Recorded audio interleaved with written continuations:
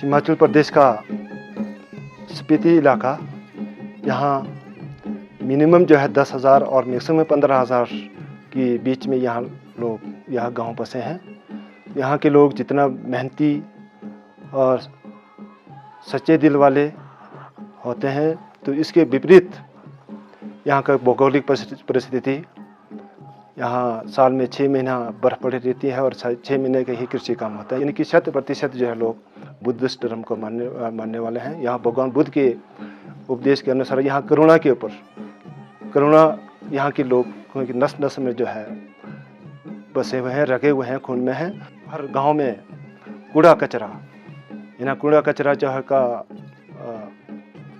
Management तो है, लेकिन फिर भी जो है लोग अवेयर नहीं होने से जो है लोग कूड़ा कचरा जो है आपस में क्या करते हैं, इधर उधर फेंकने से जो है कूड़ा कचरा बढ़ रहा है।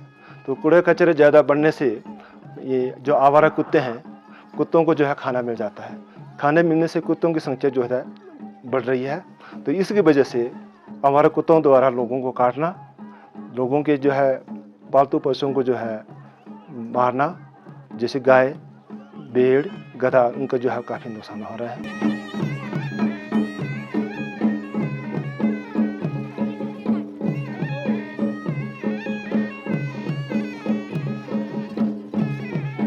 सबसे पहले तो जो स्मॉल एनिमल रेयर करते हैं, काफ़ी नीचे जैसे स्पीति के निचले इलाकों में चले जाओ तो उन्होंने भेड़ बकरियां पालना बिल्कुल बंद कर दिया। वो लोग इसलिए रेयर करते हैं क्योंकि उनको अपने फील्ड्स के लिए खाद चाहिए होता है, और क्योंकि एग्रीकल्चर इनका एकमात्र सोर्स है इनकम कमाने का, तो मैक्सिमम लाइफ स्टॉक वो लोग इसीलिए रेयर करते हैं।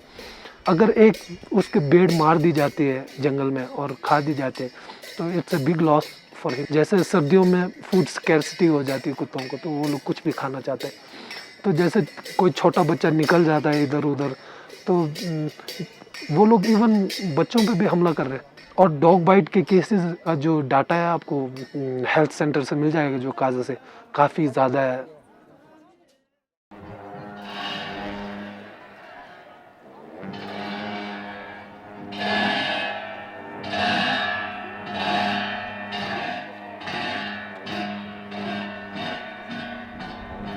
तो आजकल का नया समस्या ये कुत्तों को लेकर आया हुआ है।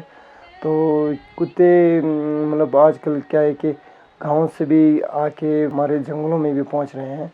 तो कुत्ते के मेन समस्या है कि चलो एक दो भेड़ बकरी को मार दिया जाए तो फिर भी कोई समस्या नहीं है, परंतु वो क्या होता है कि वो सब को मतलब एक को भी काट के दूसरे तीसरे, इससे काफ़ी नुकसान हो रहा है।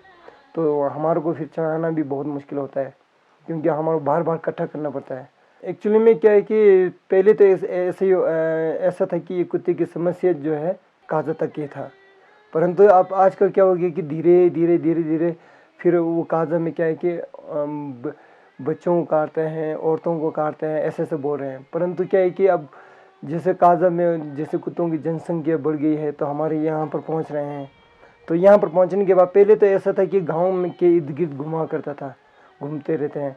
फिर अब आजकल क्या है कि बच्चे को भी काट रहे हैं, छोटे छोटे बच्चे को भी जाना मुश्किल हो रहा है, गाँव से बाहर निकलना मुश्किल हो रहा है। 1-2 महीने पहले मेरे बड़ा लड़का था, वो स्कूल से छुट्टी के लिए आ रहा था। उस टाइम उसको काटने के लिए आ रहा था, पर बड़े लोगों ने देख लिया, फिर बचा लिया। 3-4 किलोमीटर आगे है, पर हम लोग सुबह जल्दी जाएगा तो कुत्तों की वजह से जा नहीं पाते हैं।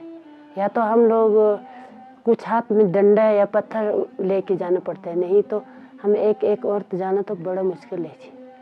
या तो किसी साथी लेके जाना पड़ता है, नहीं तो कुत्ते बड़ा तंग करते हैं। जब मैं अपने रिश्तेदार के पास जा रहा था उस टाइम एक कुत्ता सफ़ेद रंग का था, उसने मेरे टांग में काटा और मुझे बहुत घबराहट हुई कि कोई बोलता है कि रेबीज़ का बीमारी हो सकता है। तभी मैंने घर फ़ोन किया और वहाँ से सीधा बोला नीचे फ़ोन करके इंजेक्शन मंगवाना पड़ा।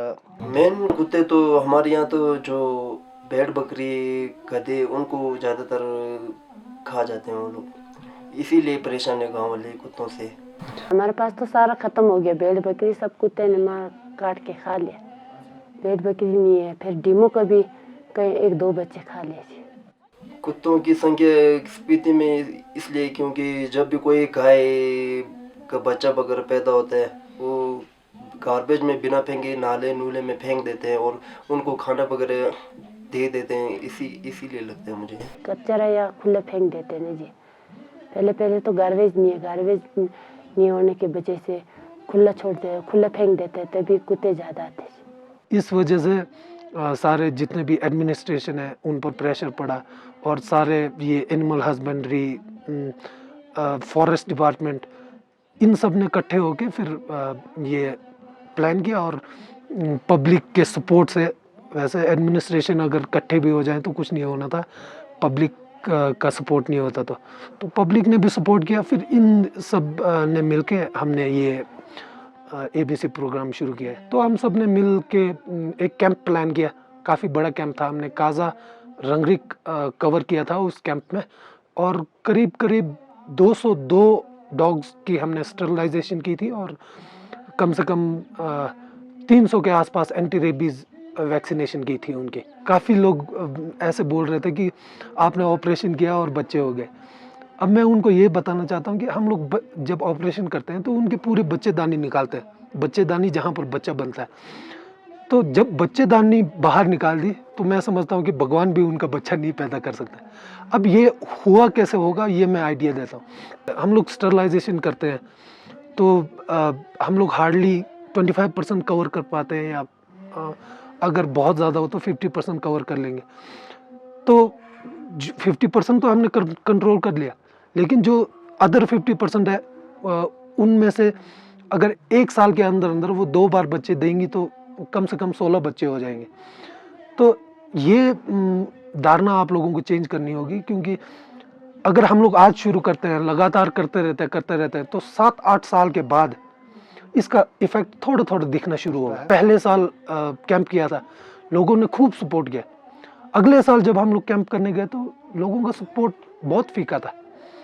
तो लोगों को ये समझना चाहिए कि अगर आप चाहते हैं कि डॉग पॉपुलेशन कम हो तो सपोर्ट बराबर रखें 7-8 साल तक कम से कम, तो आपको इफेक्ट दिखने लगेगा तो शायद और आपको मोटिवेशन मिले हमको हेल्प करने की।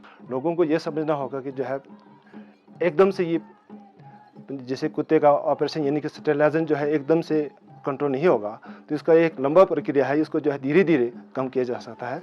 जब हमने ये हमारे दिमाग में ये सोच आई थी कि हम लोग ऐसा करेंगे, तो अगर पब्लिक सपोर्ट नहीं होता तो हम कुछ भी नहीं कर पाते। तो मेरी आप लोगों से दरख्वास्त है कि आप लोग जैसे पहले सपोर्ट किया था हमें वैसे ही सपोर्ट करते रहें, क्योंकि अगर आप लोग सपोर्ट नहीं करेंगे तो कुछ भी नहीं हो पाएगा।